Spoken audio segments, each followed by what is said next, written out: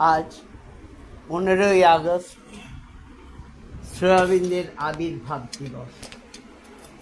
সেই সঙ্গে আজকের এই দিনটি স্বাধীন ভারতবর্ষের জন্মদিন হিসেবেও আমাদের কাছে বিশেষ তাৎপর্যপূর্ণ। আজকের এই দিনে আমরা এমন একটি ক্ষেত্রে মিলিত হয়েছি যেখানে বহুদিন ধরে সমর্পণ কেন্দ্রের উৎসুক অন্তরাত্মাদের মিলিত প্রচেষ্টার মা এই ক্ষুদ্রায়তন ঘরটিকে একটি কেন্দ্রে রূপান্তরিত করে দিয়েছে। যে গৃহকক্ষটি গৃহকর্তা সোমেনদার অধিকারে ছিলেন, যিনি একক সাধনায় অন্য ভক্তদের মিলিত প্রচেষ্টায় এটিকে কেন্দ্রের রূপ দিতে সাহায্য করেছেন, মা এই একটি মানুষকে আশ্রয় করেই এক একটি কেন্দ্র গড়ে তোলেন। আজকে আমরা এই উৎসুক অন্তরাত্মা এই দুই মহারূপের সামনে শ্রীঅরবিন্দ বন্দনায় আমরা মিলিত হওয়ার চেষ্টা করেছি।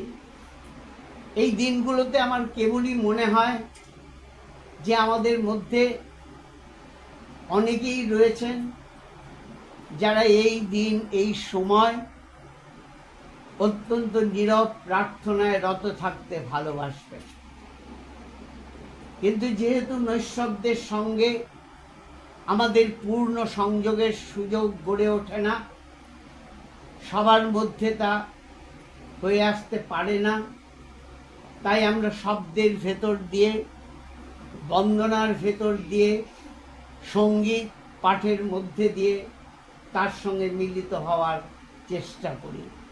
আমরা আমাদের অন্তরাত্মায় প্রবেশ করে ভেতরের আলোয় বাইরের অন্ধকারকে দূর করার চেষ্টা করি। আমরা জানি তিনি সর্বত্র রয়েছেন, রয়েছেন এই বিশ্বের অনুপরমাণুর মধ্যে অনুস্যূত হয়ে, রয়েছেন এই বিশ্ব ছাড়িয়ে বিশ্বাতীত চেতনার মধ্যে বিধৃত হয়ে, তবুও কোনো কোনো জায়গায় তার বিভূতি প্রকট।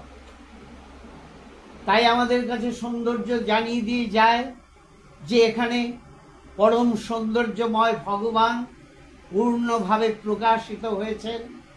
কুৎসিত জানিয়ে দেয় তিনি সেই পরম সৌন্দর্যময় ভগবানকে আবৃত করে রেখেছেন। আর আমাদের এই প্রত্যহের যে মালিন্য ভরা এই জীবন, হতাশার দ্বারা কাতর যে জীবন, ব্যর্থতার দ্বারা আর্ত যে জীবন, কেন হঠাৎ হঠাৎ স্বর্ণাভ হয়ে ওঠে তাদের স্পর্শে আমরা জানি না।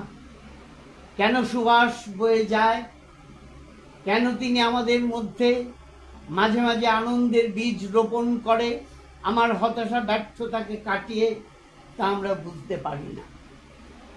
আর যদি এমন একটি কক্ষে মিলিত হওয়া যায় যেখানে ব্যক্তিগত প্রয়াসের ধ্যান এক সমষ্টিকে নিয়ে এসে কেন্দ্রে রূপান্তরিত করতে পারেন এই দুই মহারূপের সামনে, তখন বাইরে কোনো বুদ্ধি আমাদেরকে আবরিত করে রাখতে পারে না।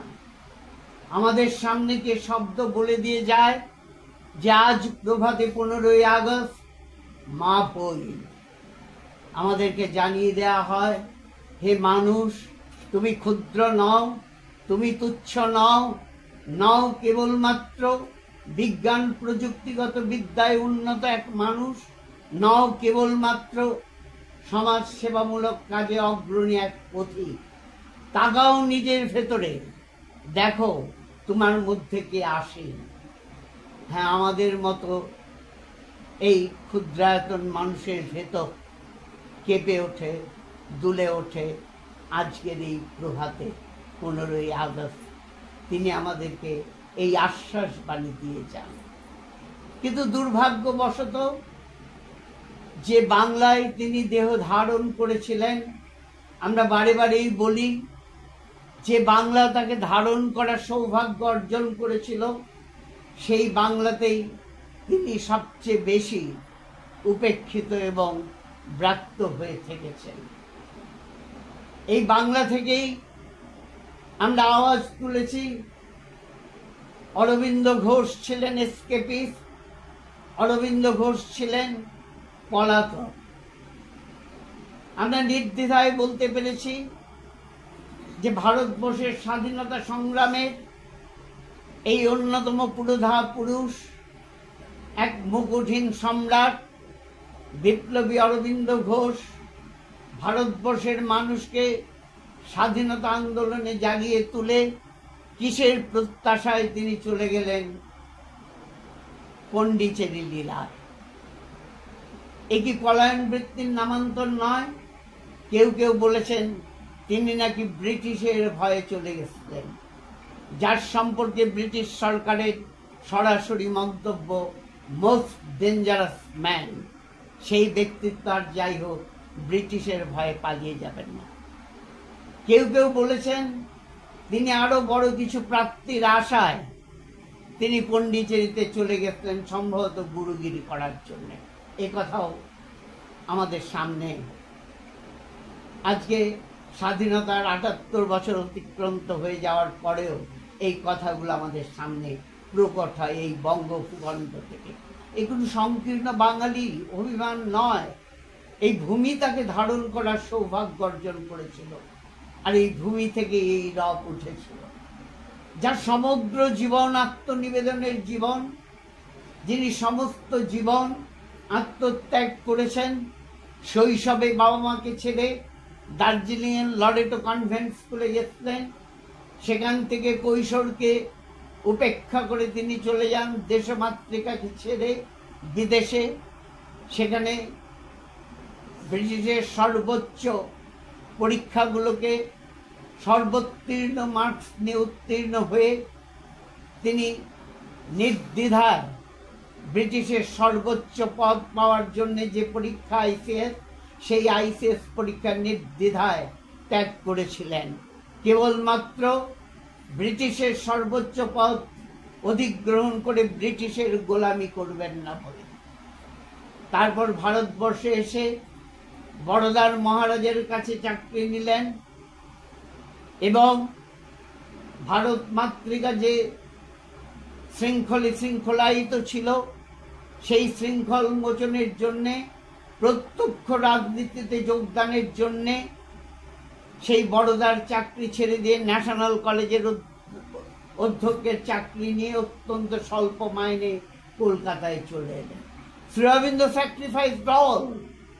শ্রী অরবিন্দ সমস্ত কিছু ত্যাগ করেছেন, আত্মনিবেদন করেছেন দেশমাতৃকার জন্য। তাহলে এই ব্যক্তিত্ব কিসের প্রলোভনে, কিসের প্রাপ্তির জন্য পণ্ডিচেরি যাবে? আমাদের সামনে দুর্ভাগ্যবশত শ্রী অরবিন্দের সমগ্র জীবনকে দ্বিখণ্ডিত করে তার এক প্রান্তে আমরা রেখেছি বিপ্লবী অরবিন্দ ঘোষ, অপর প্রান্তে রেখেছি অধ্যাত্ম পথিক শ্রী অরবিন্দকে। আমরা স্বীকৃতি জানিয়েছি বিপ্লবী অরবিন্দ ঘোষকে, ঠিক তেমনি পরম অবজ্ঞায় আমরা অস্বীকার করেছি অধ্যাত্ম পথিক শ্রী অরবিন্দকে। আমরা বলেছি আমরা বিপ্লবী অরবিন্দ ঘোষকে চিনি, কিন্তু আমরা অধ্যাত্ম পথিক শ্রী অরবিন্দকে চিনি না। আমরা বলি, হায় মানুষ, তুমি বিপ্লবী অরবিন্দ ঘোষকেও চেননি, আর অধ্যাত্ম পথিক শ্রী অরবিন্দ তোমার চিন্তা চেতনার থেকে অনেক দূরে। এর জন্য আমাদের জানা প্রয়োজন যে শ্রী অরবিন্দের বিপ্লবী জীবন তার জীবনের কোনো বিচ্ছিন্ন ঘটনা নয়। শ্রী অরবিন্দের বিপ্লবী জীবনই হচ্ছেন তার অধ্যাত্ম জীবনের প্রাক প্রস্তুতি। শ্রী অরবিন্দ আমাদের সামনে যে স্বপ্ন নিয়ে আবির্ভূত হয়েছিলেন, সেই স্বপ্ন যদি আমরা শ্রী অরবিন্দের চর্চায় নিজেদেরকে নিয়োজিত করি, তাহলে আমরা দেখতে পাব শ্রী অরবিন্দের বিপ্লবী জীবন অধ্যাত্ম জীবনের থেকে বিচ্ছিন্ন কোনো ঘটনা নয়, তাদের মধ্যে কোনো বিরোধ নেই। আমরা যদি ঠিকভাবে দেখি তাহলে যে মানুষ আমরা বলছি আমরা বিপ্লবী অরবিন্দ ঘোষকে চিনি, অধ্যাত্ম বিপ্লবী শ্রী অরবিন্দকে আমরা জানি না, তারা দেখতে পান যে প্রাক পণ্ডিচেরি পর্বে ভারতবর্ষের রাষ্ট্রিক মুক্তি আন্দোলনের জন্য শ্রী অরবিন্দের যে ভূমিকা, সেই ভূমিকার পেছনে রয়েছে পণ্ডিচেরি পর্বের বিশ্ব মানবের মুক্তির রহস্য। বিশ্ব মানবের মুক্তির জন্যে তিনি ভারতবর্ষের রাষ্ট্রিক মুক্তির জন্য নিজেকে সঁপে দিয়েছিলেন। এই জায়গায় এসে তাহলে দাঁড়িয়ে আমাদের জানতে হয় শ্রী অরবিন্দের আবির্ভাবের তাৎপর্য কি, কেন তিনি নেমে এসেছিলেন ভারতের বুকে, ভারতের মাটিকে আশ্রয় করে। শ্রী অরবিন্দ যখন দেহ ধারণ করেন তখন ভারতবর্ষ ছিল পরাধীনতার শৃঙ্খলায়িত। শ্রী অরবিন্দ তার সমগ্র জীবন ধারায় তার যে লক্ষ্য রেখেছেন, সেই লক্ষ্য হচ্ছে বিশ্ব মানবের মুক্তি। বিশ্ব মানবের মুক্তি, মানুষের স্বাধীনতা। শ্রী অরবিন্দের লক্ষ্যে কোথাও নেই যে কেবলমাত্র ভারতবর্ষের রাষ্ট্রিক স্বাধীনতার জন্যই শ্রী অরবিন্দের আবির্ভাব। শ্রী অরবিন্দের আবির্ভাব বিশ্ব মানবের মুক্তির জন্য, মানুষের স্বাধীনতার জন্য। আমরা যদি নিজেদের দিকে ফিরে তাকাই তাহলে আমরা দেখব আমরা কি নিদারুণভাবে পরাধীন। আমরা রাষ্ট্রিক স্বাধীনতা পেলেও ব্যক্তি মানুষের কাছে আমরা কি নিদারুণভাবে পরাধীন। সেই পরাধীনতার শৃঙ্খল থেকে মোচনের জন্যেই শ্রী অরবিন্দের আবির্ভাব। আমরা কখনো ভেবে দেখেছি, আমরা যারা বলি আমরা স্বাধীন দেশের মানুষ, আমরা স্বাধীন জোরের সঙ্গে যখন বলি তখন আমরা দেখি যে এই মানুষ যে মনের অধিকারী, সেই মন তার নিয়ন্ত্রণে নেই। কি নিদারুণভাবে বলে আমি মন দিয়ে চিন্তা করছি। কখনো দেখলো না যে সেই মনের কাছে সে কি নিদারুণভাবে পরাধীন, সেই মন তার নিয়ন্ত্রণে থাকে না। যে মন চিন্তা ভাবনার দ্বারা আশ্রিত, সেই চিন্তা ভাবনা তার নিয়ন্ত্রণে নেই। সে তার এই মানুষই তার প্রাণিক কামনা বাসনার দ্বারা আর্ত। প্রতি মুহূর্তে সে তার প্রাণিক কামনা বাসনার দাসত্ব গ্রহণ করে চলেছে। হে মানুষ, তুমি ফিরে তাকিয়ে দেখোনি যে তোমার শরীর কিভাবে অভ্যাসের দ্বারা বদ্ধ। আমি পাশবালিশ না হলে ঘুমোতে পারি না। একদিন পাশবালিশ নিয়ে নেওয়ার ফলে 3 রাত্রে ঘুম বন্ধ হয়ে যায়। আমি আমার শরীরের অভ্যাসের দ্বারা বদ্ধ। এই শরীর জরা মৃত্যু ব্যাধির দ্বারা কবলিত। এই যে এহেন পরাধীন মানুষ, যে নিজের মধ্যেই নিজে স্বাধীন নয়, সে রাষ্ট্রিক স্বাধীনতায় তার কি যাবে আসবে। সেই পরাধীন মানুষকে তার প্রকৃতি তাড়িত জীবন থেকে মুক্ত করে স্বাধীন হওয়ার জন্যে শ্রী অরবিন্দ আমাদের কাছে নেমে এসেছেন। শ্রী অরবিন্দের অবতরণ এই মন প্রাণ দেহের অহংকার থেকে মুক্ত করে মানুষ স্বাধীন হবে। সে তার প্রকৃতি তাড়িত জীবন থেকে মুক্ত হয়ে মৃত্যুতীর্ণ হবে। মানুষ তার মানসী সীমানা অতিক্রম করে দিব্য মানবে রূপান্তরিত হবে, পূর্ণ জীবন লাভ করবে। এই কাজের জন্য শ্রী অরবিন্দ নেমে এসেছিলেন। শ্রী অরবিন্দের আবির্ভাব মনে রাখতে হবে কেবলমাত্র ভারতবর্ষের রাষ্ট্রিক স্বাধীনতা নয়। শ্রী অরবিন্দ যখন নেমে এসেছিলেন তখন ভারতবর্ষ যদি বাইরের দিক থেকে স্বাধীন থাকতো তাহলে শ্রী অরবিন্দের ভারতবর্ষের স্বাধীনতা আন্দোলনে যোগ দেওয়ার প্রয়োজন হয়তো হতো না। তাই এই জায়গায় এসে শ্রী অরবিন্দ আমাদের সামনে বলেন, এই যে পৃথিবীব্যাপী একটা আধ্যাত্মিক আন্দোলন সংগঠিত হবে, সেই আধ্যাত্মিক আন্দোলন কি না, মানুষ তার মানসী সীমানা অতিক্রম করে প্রকৃতি তাড়িত জীবন থেকে মুক্ত হয়ে মন প্রাণ অহংকারে দেহের অহংকারকে চূর্ণ করে মানুষ পূর্ণ হয়ে উঠবে, দিব্য হয়ে উঠবে। এই অধ্যাত্ম বিপ্লবে একটি দেশকে নেতৃত্ব দিতে হবে। কিন্তু কোন দেশ? শ্রী অরবিন্দ বললেন এই বিপ্লবে, অধ্যাত্ম বিপ্লবে ভারতবর্ষ হচ্ছে একমাত্র যে দেশ এই অধ্যাত্ম বিপ্লবে নেতৃত্ব দিতে পারে। কেন না, এই ভারতবর্ষে যুগের পর যুগ বিজ্ঞানমুখী মানুষকে, পাশ্চাত্য বিজ্ঞানকে, পৃথিবীর সমস্ত মানুষকে অধ্যাত্মের পথ দেখিয়েছে, অধ্যাত্মের বাণী শুনিয়ে এসেছে, আত্মার মুক্তির কথা বলে এসেছে। সুতরাং এই ভারতবর্ষই সেই অধিকারী যিনি সমগ্র বিশ্বকে এই অধ্যাত্ম বিপ্লবে নেতৃত্ব দিতে পারে। কিন্তু কোন ভারতবর্ষ? যে ভারতবর্ষের মুনি ঋষিরা যুগের পর যুগ আত্মার স্বাধীনতার কথা, আত্মার মুক্তির কথা বলে এসেছে, সেই ভারতবর্ষই তো শতাব্দীর পর শতাব্দী একটা সমুদ্র পাড়ের ভূখণ্ডের দ্বীপবাসীর কাছে পরাধীন হয়ে রইল। কে শুনবে, কে গ্রহণ করবে তার নেতৃত্ব? সে তো বাইরের দিক থেকে পরাধীন। শ্রী অরবিন্দ এসে বললেন, ভারতবর্ষের নেতৃত্বই সমস্ত পৃথিবী নেবে। কারণ ভারতবর্ষের যে সাধন ধারা, সেই সাধন ধারা যেমন অন্তরের শিক্ষা দেয়, আত্মিক শিক্ষা দেয়, তেমনি বহির বিশ্বকে, ভগবানকে বাইরে ফুটিয়ে তোলার শিক্ষাও দেয়। কিন্তু যখন ভারতবর্ষ আরো গভীরভাবে, আরো নিবিড়ভাবে ভগবানকে পেতে চাইল, তখন তারা জগৎ বিমুখ হয়ে গেল। তারা চলে গেল বনে মনে কোণে, নিরালা নিভৃতে একান্ত বাসের দ্বারা ভগবত উপলব্ধি ঘটিয়ে তারা নির্বাণ গোলক মোক্ষ এই অসামান্য সাধন ধারা আমাদের সামনে এনে তুলে ধরলেন। অর্থাৎ তারা বললেন, হে মানুষ, এই পৃথিবী দগ্ধ, এই পৃথিবী জ্বলছে, যদি তুমি পূর্ণ শান্তি চাও তাহলে এই পৃথিবীতে থেকে পূর্ণ আনন্দে বাস করা সম্ভব নয়। তাই এই সাধন ধারায় ভারতবর্ষের শ্রেষ্ঠ মনীষীরা বনে মনে কোণে চলে গেলেন, একান্ত সাধনার দ্বারা ভগবত চেতনায় বিলীন হয়ে গেলেন।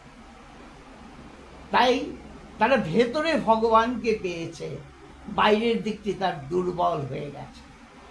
আর সেই সুযোগে যারা বাইরের দিক থেকে শক্তিমান, বলিয়ান, সেই বিজ্ঞান ভিত্তিক পাশ্চাত্য দুনিয়া যারা বহির্বিশ্বে চর্চা করেছে ভগবানকে পাওয়ার জন্যে, সমস্যার সমাধানের জন্য বাইরের দিক থেকে আশ্রয় করেছে, তারা বাইরের দিকে ভগবানকে পেতে গিয়ে অন্তরকে নিষ্পেষিত করেছে। তাই এই যে বিজ্ঞান আমাদের সামনে একান্ত ক্ষমতাশালী অণু-পরমাণু আবিষ্কার করলো, তার ভেতরে সে ভগবানকে পায়নি বলে, বাইরের সঙ্গে ভেতরে সংযোগ স্থাপিত না হওয়ায় সেই একান্ত বিজ্ঞান মুখী অণু-পরমাণু তার হাত থেকে বেরিয়ে গিয়ে গোটা দেশকে ছাড়খাড় করে দিল, গর্ভস্থ শিশুকে বিকলাঙ্গ করে দিল। শ্রী অরবিন্দ বললেন, কেবল ভগবানকে ভেতরে পেলেই পূর্ণ স্বাধীন হওয়া সম্ভব নয়। ভগবানকে ভেতরে পেয়ে বাইরে প্রকাশ করতে হবে। তিনি ডাক দিলেন, বাহির এসো তুমি, বাহির হয়ে এসো তুমি যে আছো অন্তরে। বিজ্ঞান বাইরের দিক থেকে সমস্যার সমাধান ঘটাতে গিয়ে ভেতরকে নিষ্পেষিত করেছে, আর ভারতবর্ষ একান্তভাবে ভগবানকে ভেতরে পেতে গিয়ে তার বাইরের দিকটিকে অস্বীকার করেছে, যে ব্রহ্মসত্য জগৎ মিথ্যা। শ্রী অরবিন্দ বললেন, ব্রহ্মসত্য জগৎ সত্য। তুমি ভেতরে তাকে পাও, পেয়ে বাইরে ফুটিয়ে তোলো, তাহলে তোমার ভেতর থেকে বাহির পর্যন্ত আলোকিত হবে, তুমি পূর্ণ হবে, তুমি দিব্য হয়ে উঠবে। এবং শ্রী অরবিন্দ বললেন, এই কাজ একমাত্র ভারতবর্ষই সমস্ত পৃথিবীকে দেখাতে পারে। তাই শ্রী অরবিন্দ বললেন, কিন্তু যেহেতু ভারতবর্ষ বাইরের দিক থেকে পরাধীন, তার সেই বহির জগতের দুর্বলতার সুযোগ নিয়ে তাকে বাইরের একটি শক্তিশালী রাষ্ট্র পরাধীন করে রেখেছে। তাই প্রথম দরকার ভারতবর্ষের রাষ্ট্রিক স্বাধীনতা। কেন রাষ্ট্রিক স্বাধীনতা? না বিশ্ব মানবকে স্বাধীন করার জন্য। তাই শ্রী অরবিন্দ ভারতবর্ষে স্বাধীনতা আন্দোলনে যোগ দিলেন। শ্রী অরবিন্দের ভারতবর্ষের স্বাধীনতা আন্দোলনে যোগদান করা মানে এই নয় যে ভারতবর্ষের কিছু কালো মানুষকে দিল্লির মসনদ পাইয়ে দেবেন, ভারতবর্ষের কিছু গরিব গুরব মানুষকে অন্ন বস্ত্রের সংস্থান করে দেবেন, না, তা নয়। বিশ্ব মানবের মুক্তির জন্য ভারত পথ দেখাবে, কিন্তু ভারত বাইরের দিক থেকে পরাধীন। তাই ভারতবর্ষের স্বাধীনতা আন্দোলন তিনি যোগ দিলেন। আপনারা স্মরণ করবেন, মাত্র কয়েক বছর তার প্রত্যক্ষ রাজনীতির সঙ্গে সংযোগ। মূলত 1906 সাল থেকে 10 সালে 1 এপ্রিল তিনি চলে যান। সেও এক অবিস্মরণীয় এপ্রিল ফুল। পৃথিবীর ইতিহাসে এত বড় এপ্রিল ফুল ব্রিটিশ সরকারকে কেন পৃথিবীর মানুষকে কেউ কোনোদিন করতে পারেনি। গুপ্ত নাম নিয়ে 1 এপ্রিল শ্রী অরবিন্দ চলে গেলেন পন্ডিচেরিতে ব্রিটিশ সরকারের চোখে ধুলো দিয়ে। এই যে তার সময়কাল, এই সময়কালের মধ্যে একটি তমগ্রস্ত জাতিকে তিনি স্বাধীনতা স্পৃহায় জাগিয়ে তুলেছিলেন। 1906 সাল থেকে 10 সাল, 1 বছর কারাবাস। এই কয়েক বছরের মধ্যে ভারতবর্ষের মানুষকে স্বাধীনতা স্পৃহায় জাগিয়ে তুলেছিলেন। একটি তমগ্রস্ত জাতি, যে জাতি তার পরাধীনতা সম্পর্কে সচেতন ছিল না, সেই জাতির সামনে তিনি এই ভারত বিপ্লবে নেতৃত্বের পুরোভাগে এসে দাঁড়ালেন ভারতবর্ষের মানুষকে স্বাধীনতা স্পৃহায় জাগিয়ে তোলার জন্য। এবং তিনি এই অল্প সময়ের মধ্যেই এই ভারত বিপ্লবের পুরোভাগে দাঁড়িয়ে তিনি স্বাধীনতার নেতৃত্ব গ্রহণ করে দেশের নেতার পদে অধিষ্ঠিত হলেন, বিশেষত যুব সমাজের কাছে। শ্রী অরবিন্দ কখনোই তার এই বিপ্লবকে এক্সট্রিমিস্ট বা উগ্রপন্থী আন্দোলন হিসেবে চিহ্নিত করেননি। তিনি বরাবরই বলেছেন তিনি হচ্ছেন ন্যাশনালিস্ট, তিনি হচ্ছেন জাতীয়তাবাদী। তার আন্দোলন হচ্ছে জাতীয়তাবাদী আন্দোলন। আর এই জাতীয়তাবাদী আন্দোলনের জন্যেই তিনি ছিলেন ব্রিটিশ সরকারের কাছে মোস্ট ডেঞ্জারাস ম্যান, ব্রিটিশ ভারতের সবচেয়ে বিপজ্জনক ব্যক্তি। আর এই জাতীয়তাবাদী আন্দোলনের জন্যই তিনি ব্রিটিশ সরকারের কাছে সবচেয়ে বেশি চক্ষুশূল হয়েছিলেন। তার বিরুদ্ধে তিনবার মামলা করা হয়েছিল।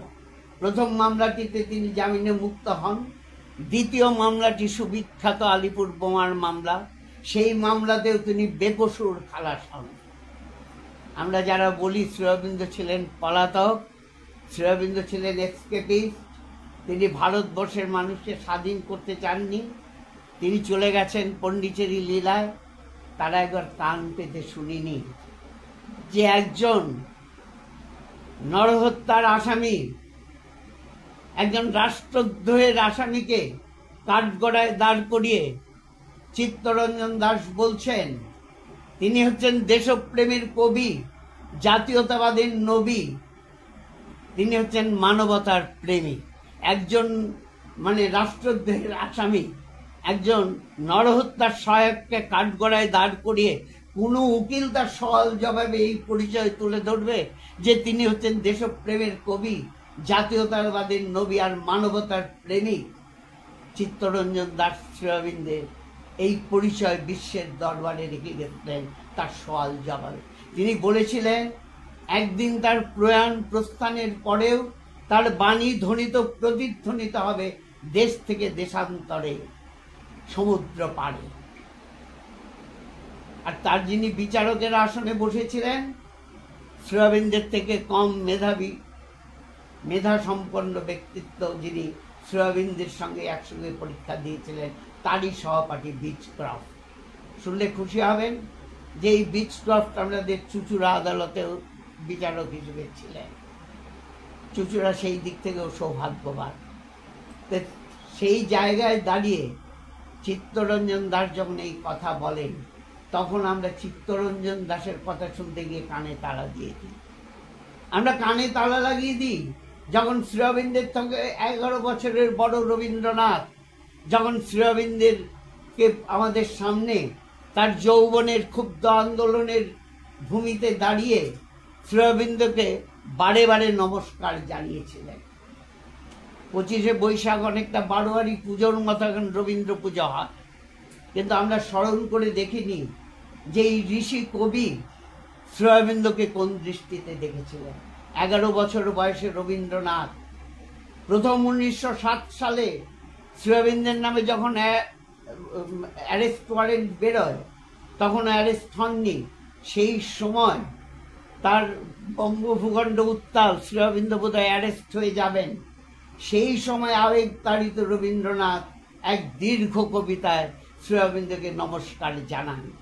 অরবিন্দ রবীন্দ্রের লহ নমস্কার, বলেন, হে দেশবন্ধু, স্বদেশ আত্মার বাণী মূর্তি তুমি, স্বদেশ আত্মার বাণী মূর্তি। তখন আত্মার পদ প্রত্যক্ষভাবে শ্রী অরবিন্দ গ্রহণ করেননি।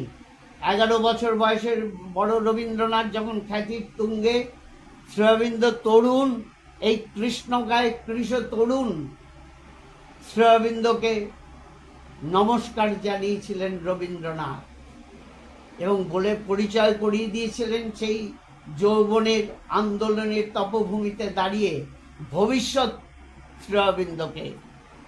বলেছিলেন, বন্ধন পীড়ন দুঃখ সম্মান মাঝে হেরিয়া তোমার মূর্তি কর্ণে মোর বাজে আত্মার বন্ধনহীন আনন্দের গান। আছো জাগি পরিপূর্ণতার লাগি সর্ববাধাহীন। তখন বাইরের দিকে পূর্ণ যোগ গ্রহণ করেননি, কিন্তু এক ঋষি কবি যিনি কালকে ছাপিয়ে দেখতে পেতেন, সেই ঋষি কবি আরেক ঋষি ভবিষ্যৎ পরিচয় সেই সময় আমাদের সামনে তুলে দিয়ে গেলেন যে কে কোন বিপ্লবী অরবিন্দ অধ্যাত্ম বিপ্লবী শ্রী অরবিন্দে রূপান্তরিত হবে। রবীন্দ্রনাথ এই পরিচয় আমাদের সামনে তুলে দেবেন। আমরা 23শে জানুয়ারি প্রতি মুহূর্তে নেতাজির গলায় মালা পরাই, আর আমাদের রক্ত উদ্দীপিত হয়ে ওঠে। কিছু রচনা পড়ে আমরা নেতাজি সুভাষ সম্পর্কে বলি, কিন্তু আমরা কোথাও খোঁজ করে দেখিনি যে নেতাজি সুভাষচন্দ্র তার আইসিএস ত্যাগের অনুপ্রেরণা কার কাছ থেকে পেয়েছিলেন। নেতাজি সুভাষচন্দ্র বসু আইসিএস ত্যাগের আগে তার বাবাকে লিখতে পারছিলেন না, তার দাদাকে চিঠিতে লিখলেন যে রমেশচন্দ্র দত্ত আমার আদর্শ নয়, আমার আদর্শ হচ্ছেন Aurobindo Ghosh. Aurobindo Ghosh is to me my spiritual guru. To him and to his mission I have dedicated my life and soul. তার কাছে আমি আমার জীবন এবং আত্মা সমর্পণ করছি। এ তো গেল ভারতবর্ষে। যদি বহির্বিশ্বের দিকে তাকাই তাহলে আমরা দেখেছি যে রোমালোলা বলছেন যে শ্রী অরবিন্দ হচ্ছেন greatest sentence of east and West. প্রাচ্য পাশ্চাত্যের অসামান্য সমন্বয় হচ্ছে শ্রী অরবিন্দ। চিলির নোবেল পুরস্কার প্রাপ্ত কবি সাহিত্যিক গ্যাব্রিয়েল মিস্টাইল বলছেন, যেখানে ব্যক্তিগত ব্যথা বেদনার গভীরে রবীন্দ্রনাথ আমার ভেতরে সুপ্ত সরস্বতীকে জাগিয়ে তোলেন, আমাকে প্রলেপ বুলিয়ে দেন, সেই জায়গায় এক অবিস্মরণীয় ভারতীয় আমাকে দিয়েছে ধর্ম দীক্ষা। আমার ভাবতে অবাক লাগে যে আমার মতো একজন খ্রিস্টানকে একজন অখ্রিস্টান ভারতীয় ধর্ম দীক্ষা দিয়েছেন। কিন্তু পৃথিবীর মানুষের যারা প্রয়োজন, যে পৃথিবীর মানুষের জন্যে এমন এক গুরুর প্রয়োজন যা শ্রী অরবিন্দ আমাদের সামনে, যিনি মানুষের কাছ থেকে অনেক দূরে হয়েও মানুষের অভিপ্সার কাছাকাছি। এইগুলো জানলে বোধহয় আমরা শ্রী অরবিন্দকে বলতাম না শ্রী অরবিন্দ গুরুগিরির জন্য গেছেন না পলাতক হয়ে গেছেন। আমরা অবশ্য এগুলো জানতে চাইনি। তার কারণ যে একটা মহানকে খর্ব করে দেখলে আমি আমার প্রতিষ্ঠার আসনে গিয়ে বসতে পারি, আর সেই প্রতিষ্ঠার আসনে বসার জন্যেই সেই মহানকে খর্ব করে দেখার একটা অপচেষ্টা চলেছে। আমরা দেখিনি লক্ষ্য করে যে রমেশচন্দ্র মজুমদার ঐতিহাসিক গবেষক, তিনি বলছেন যে দুটো প্রথমে আমাদের জানা দরকার, অরবিন্দ ঘোষই হচ্ছেন মানে ভারত মাতার একমাত্র সন্তান যিনি ব্রিটিশ শাসনমুক্ত স্বাধীন ভারতবর্ষের দাবি করেছিলেন। কোনো স্বায়ত্ত শাসন নয়, কোনো পার্ট স্বাধীন হোক চাই না, যেটা ভারতবর্ষের তৎকালীন নেতৃবৃন্দ চেয়েছিল। কখনো ব্রিটিশ শাসনমুক্ত পূর্ণ স্বাধীন ভারতবর্ষ সম্ভব নয়, স্বায়ত্ত শাসন চাই। শ্রী অরবিন্দ যখন বলেন যে ব্রিটিশ শাসনমুক্ত পূর্ণ স্বাধীন ভারতবর্ষ চাই, তখন তার উদ্দেশ্যে তৎকালীন নেতৃবৃন্দ বলেছিল তরুণদের উদ্দেশ্যে যে তোমরা সাবধান, অরবিন্দ ঘোষ পাগল, অরবিন্দ ঘোষ আবেগপ্রবণ। ব্রিটিশ শাসনমুক্ত স্বাধীন ভারতবর্ষ কখনো সম্ভব? যারা ব্রিটিশ শাসনমুক্ত পূর্ণ স্বাধীন ভারতবর্ষের কথা বলেন তারা লুনেটিক অ্যাসাইলামে থাকার যোগ্য। আর আজকে যারা আমরা স্বাধীনতা উত্তর যুগে জন্মগ্রহণ করেছি, তারা তাদেরকে লুনেটিক অ্যাসাইলামে পাঠাবো? অরবিন্দ ঘোষকে, না যারা গোখলের মতো যে সমস্ত তৎকালীন নেতৃবৃন্দ এই কথা বলেছিলেন তাদেরকে? তাই আমরা দেখি যাদের রয়েছে ঋষির দৃষ্টি, কালকে ছাপিয়ে দেখতে পান, তাদেরকে তো সমকাল মেনে নিতে পারে না। আর পারে না বলেই হজরত মোহাম্মদের পেছনে কুকুর লেলিয়ে দেওয়া হয়েছিল, শ্রীরামকৃষ্ণকে পাগল বলা হয়েছিল, আর গ্যালিলিওর কান ফুটো করে দেওয়া হয়েছিল। তাই সেই সময় দাঁড়িয়ে শ্রী অরবিন্দ ভবিষ্যৎ স্বাধীন ভারতবর্ষকে যেভাবে দেখেছেন, তৎকালীন নেতৃবৃন্দ সেটা দেখতে পাননি। ঠিক স্ক্রিপ্ট মিশনের কথা, স্ক্রিপ্ট মিশনকে শ্রী অরবিন্দ অ্যাকসেপ্ট করতে বলেছিলেন। রমেশচন্দ্র মজুমদার বলেন যে দুটো পদ্ধতিতে ভারতবর্ষ স্বাধীন হয়েছে, সেই দুটো পথেরই উদ্গাতা হচ্ছেন শ্রী অরবিন্দ। একটি গান্ধীজির অহিংস আন্দোলন, অপরটি সশস্ত্র বিপ্লবী আন্দোলন, যা নেতাজি সুভাষচন্দ্রের আইনের মধ্যে দিয়ে প্রকাশিত হয়েছে। এই দুটিরই প্রবক্তা হচ্ছেন অরবিন্দ ঘোষ। শ্রী অরবিন্দ যখন দেখলেন যে তার নির্ধারিত পথেই ভারতবর্ষ স্বাধীন হবে, তখন তিনি অত্যন্ত নীরবে শান্তভাবে তার যে একান্ত বাঞ্ছিত লক্ষ্য, বিশ্ব মানবের মুক্তি, মানুষের স্বাধীনতা, সেইটার জন্য তিনি চলে গেলেন তার দ্বিতীয় তপস্যার আসনে। তিনি যাকে বলেছেন তার কেইবত তপস্যা, সেই তপস্যার গুহায় পণ্ডিচেরি লীলায় তিনি আত্মনিমগ্ন হলেন। সেই গুহায় তিনি মানুষের অমর জীবনের স্বপ্ন দেখছেন, তিনি সংগ্রাম করেছেন। ভারতবর্ষের মানুষকে স্বাধীন করার জন্যে ব্রিটিশ সরকার শ্রী অরবিন্দকে 1 বছর কারাবাস দিয়েছিল, আর বিশ্ব মানবের মুক্তির জন্যে, মানুষকে পূর্ণ জীবনে প্রতিষ্ঠা করার জন্যে, তার প্রকৃতি তাড়িত জীবন থেকে মুক্ত করে, মানুষই সীমানা অতিক্রম করে দিব্য করে তোলার জন্যে শ্রী অরবিন্দ স্বেচ্ছায় একটি শহরে তিনি 40 বছর নিজেকে কারারুদ্ধ করে রেখেছিলেন। তার মধ্যে 24 বছর একটি প্রকোষ্ঠের মধ্যে নিজের শরীরকে বেদি করে উপরের শক্তি এবং আলোর সংযোগে মানুষের শরীরকে দিয়ে গেছেন অমরত্বের অধিকার। তাই তিনি হচ্ছেন আমাদের কাছে স্বাধীনতা আন্দোলনের নেতা। তার প্রথমটি ভারতবর্ষের রাষ্ট্রিক স্বাধীনতা, আর দ্বিতীয়টি হচ্ছে বিশ্ব মানবের মুক্তি আন্দোলনের নেতা। তাই তিনি আমাদের সামনে বিপ্লবের যে পথ দেখিয়ে গেছেন, সেই পথই হচ্ছে যথার্থ বিপ্লবের পথ। সেই পথে কেবলমাত্র অর্থনৈতিক স্বাধীনতা, রাষ্ট্রিক স্বাধীনতা নয় শৈল্পিক স্বাধীনতা বা সাংস্কৃতিক স্বাধীনতা, আত্মিক স্বাধীনতার দ্বারা মানুষের প্রকৃতি তাড়িত জীবন থেকে মুক্ত হয়ে মানুষের সামনে অমর জীবনের বিপ্লব সংগঠিত করে দেওয়ার জন্য শ্রী অরবিন্দ আমাদের সামনে পথ দেখিয়েছেন। তার জন্য শ্রী অরবিন্দ আমাদের সামনে চির বিপ্লবী। অধ্যাত্ম বিপ্লবেও তিনি সংগঠিত করেছেন এই বিপ্লব, মানুষ উত্তীর্ণ হবে দিব্য মানবে। আর ভারতবর্ষের রাষ্ট্রিক স্বাধীনতা আন্দোলনে তিনি ছিলেন ভারতবর্ষের এক মুকুটহীন সম্রাট, যিনি পুরোধা পুরুষ ভারতবর্ষের মানুষকে ব্রিটিশ তাড়িত পূর্ণ স্বাধীন ভারতবর্ষের সংযোগ ঘটিয়ে দিয়েছিলেন।